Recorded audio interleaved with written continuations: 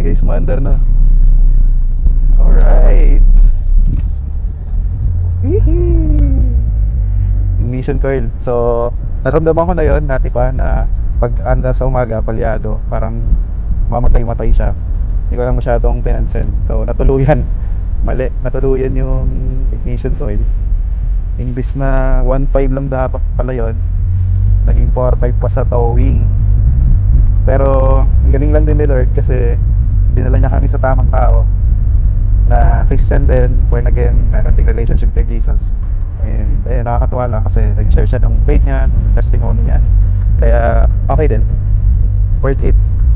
So nag-asasan kami ng 4.5 para sa towing, pero okay lang kasi ganun talaga actually mura pa nga sila kasi ganun na talaga yung presyuhan pala ng towing. O iba nasa 6,000, 10,000, pero sila na yung pinakamura. Pero masakit, okay pa, masakit pa rin 4.5 pero worth it ang sakit kasi yan, may malaman mo na meron kang kapatid sa Panginoon, iba yung feeling pag nag-share kayo ng same faith. Alright, so yun na, nakaikot na ako, nakabalik na ako guys, and working na siya. Okay, thank you guys, bye.